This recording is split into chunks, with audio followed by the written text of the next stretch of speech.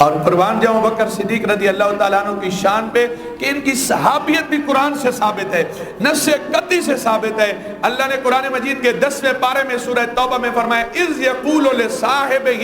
لَا تَحْزَنْ إِنَّ اللَّهَ مَعَنَا، فرمایا جب اللہ کے نبی علیہ السلام نے اپنے صحابی اپنے دوست سے کہا اے ابو بکر اس غار میں تمہیں میری فکر کرنے کی ضرورت نہیں، ان اللہ معنا، اللہ تیرے بھی ساتھ ہے اور اللہ میرے بھی ساتھ ہے۔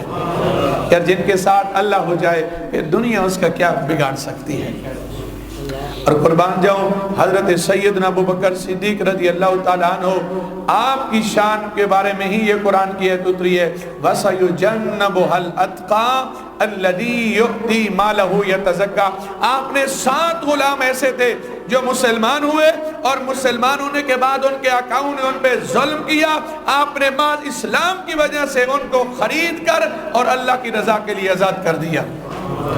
اور حضرت بلال حبشی رضی اللہ تعالیٰ عنہ کو جب مہنگے داموں خرید کے آزاد کرتے ہیں، کچھ لوگوں نے باتیں کی کہ شاید حضرت بلال کا کوئی احسان ہوگا جس احسان کو چکایا جا رہا ہے کہ اتنے مہنگے داموں ایک کالے رنگ کے آدمی کو خرید کے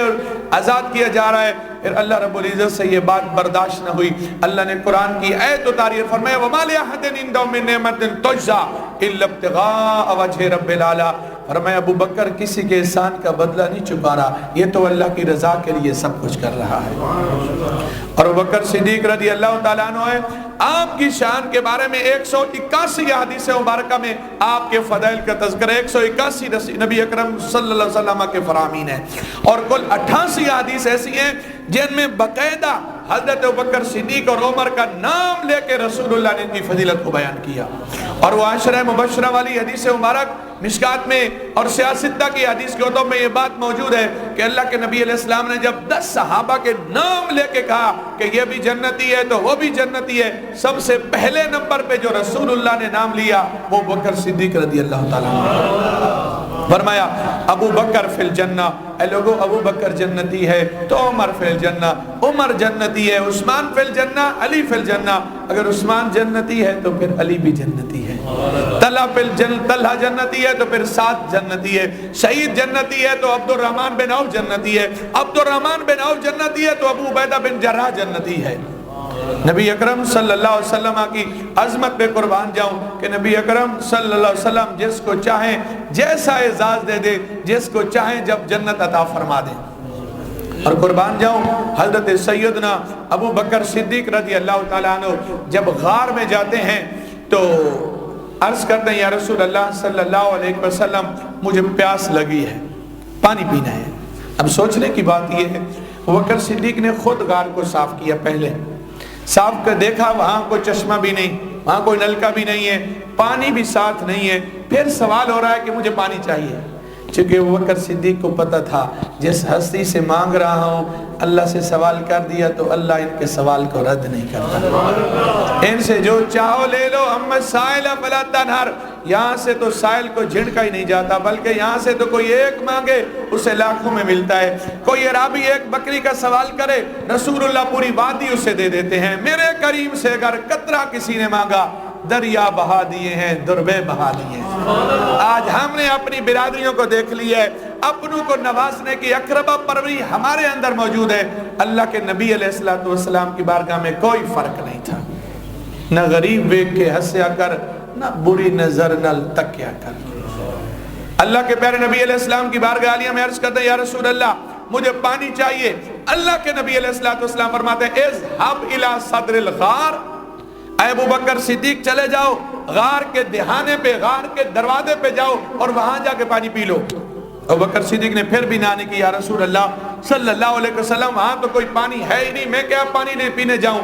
چونکہ ابو بکر صدیق کو پتہ تھا اس زبان نے حرکت کر دی ہے تو کائنات کا نظام تو بدل سکتا ہے، رسول اللہ کی زبان جھوٹی نہیں ہو سکتی۔ ذرا سنیے آپ حیران، قال ابو بکر صدیق کہتے ہیں فانطلقت، میں چلا، فشربت مان، میں جب وہاں جا کے پہنچا میں نے پانی پیا، اور پانی کیسا تھا؟ احلا من الاصل، شہد سے زیادہ میٹھا تھا، ابید من اللبن، دودھ سے زیادہ سفید تھا، ازکا من المسک، مشک و عنبر سے زیادہ خوشبودار تھا۔ اب ذرا بتائیے چشمے کا پانی جو آتا ہے عموماً مٹی والا ہوتا ہے، صاف بھی ہو تو اتنا صاف نہیں ہوتا، لیکن اس پانی کی کیفیت ہی کچھ اور ہے، شہد سے زیادہ میٹھا ہے، دودھ سے زیادہ سفید ہے، مشک و عنبر سے زیادہ خوشبودار ہے۔ ابوبکر صدیق رضی اللہ تعالیٰ عنہ جب پانی پی کے واپس آتے ہیں، اللہ کے نبی علیہ السلام پوچھتے ہیں شریبتا، پانی پیے؟ عرض کہتے ہیں یا رسول اللہ ہاں پیے، نام یا رسول اللہ، فداک ابی و امی، میرے ماں باپ آپ پہ قربان ہوں، یا رسول اللہ پانی پی ہے؟ اللہ کے نبی علیہ السلام فرماتے ہیں ابوبکر تجھے پتہ ہے یہ پانی کہاں سے آیا تھا؟ آپ سنیں گے ایمان تازہ ہو جائے گا۔ اور میں بارش تو کوئی ہوئی نہیں، چشمہ تو کوئی آیا نہیں، اللہ کے نبی علیہ السلام فرماتے ہیں ان اللہ تعالی امر الملک الموکل ان یخرج نہرا من انہار الجنہ، فرمایا اللہ رب العزت نے جو جنتی نہر کا جو فرشتہ ہے اس کو حکم دیا ہے، فرمایا یہاں سے نہر کھودو اور اس غار کے دہانے تک پہنچاؤ۔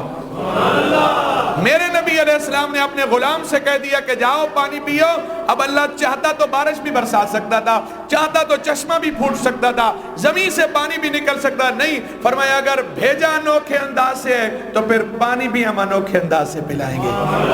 فرمایا اللہ رب العزت نے اس فرشتے کو حکم دیا ہے کہ جاؤ اور ادھر سے نہر کھودو اور غار کے دہانے تک پہنچاؤ تاکہ میرے نبی کا غلام پانی پی لے۔ ذرا سوچئے تو صحیح، جو نبی اپنی زندگی میں اس دنیا میں اپنے غلاموں کو جنت سے پانی پلا رہا ہے، ذرا سوچئے تو صحیح کل قیامت کے دن کیسے حوض کوثر سے پانی پلائے۔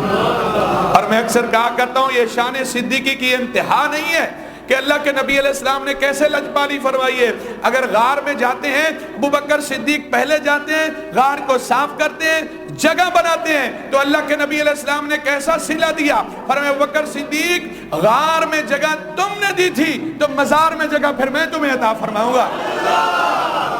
مزار میں جگہ میں تم، ذرا سوچئے تو صحیح، اس سے بڑی متبرک جگہ بھی کچھ ہو سکتی ہے کہ جہاں اللہ کے نبی علیہ السلام کا جسم مبارک ہے اور ان کے ساتھ جو جگہ ہے ابوبکر صدیق رضی اللہ تعالیٰ، 70,000 فرشتے صبح آتے ہیں اور 70,000 فرشتے شام کو آتے ہیں، اور حضور کے غلام نہ جانے کتنے جاتے ہیں۔ فرشتہ تو وہ ہے کہ ایک دفعہ باری لگ جائے تو دوبارہ نمبر نہیں لگتا، اور رسول اللہ صلی اللہ علیہ وسلم کے غلام تو کتنی دفعہ جاتے ہیں۔ ایک بار فرشتے روزے تھے جو جامن پھر نہ ہوندے نے سرکار دے امتی نے جڑے مڑ مڑ کے بلائے جاندے نے۔ یقیناً فرشتوں کی تسبیح، فرشتوں کا درود و سلام، اس کا کوئی مقابلہ نہیں۔ ذرا سوچئے تو صحیح، فرشتوں کے علاوہ کتنی لاکھوں کی تعداد میں رسول اللہ کے غلام جاتے ہیں۔ جب رسول اللہ صلی اللہ علیہ وسلم کی بارگاہ عالیہ میں سلام پیش کرتے ہیں تو ساتھ ہی ابوبکر صدیق کی بارگاہ میں بھی سلام پیش کرتے ہیں۔ اور اللہ کے نبی علیہ السلام نے کیسا صلہ دیا، فرمایا ابوبکر اگر غار میں جگہ تو نے بنائی تھی تو مزار میں جگہ میں دوں گا، بس فرق اتنا ہے غار میں تم میرے سے پہلے گئے تھے، مزار میں میں تیرے سے پہلے جاؤں گا۔ اور پڑھیے سیرت کی کتب کے اندر یہ بات موجود ہے،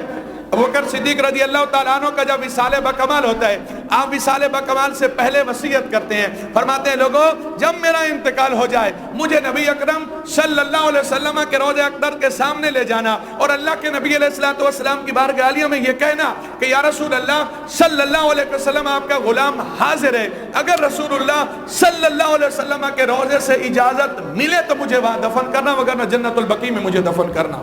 صحابہ کا عقیدہ یہ تھا کہ ہمارے نبی کل بھی زندہ تھے اور ہمارے نبی آج بھی زندہ ہے۔ ارے دنیا جہان کی ساری چیزیں مردہ ہو سکتی ہیں، نبی اکرم صلی اللہ علیہ وسلم کو مردہ گمان بھی نہیں کر سکتے۔ رسول اللہ کل بھی زندہ تھے اور رسول اللہ آج بھی زندہ ہیں۔ میرے پیارے اعلیٰ حضرت عظیم المرتبہ فرماتے ہیں تو زندہ ہے واللہ، تو زندہ ہے واللہ، میری چشم عالم سے چھپ جانے والے۔ سنیے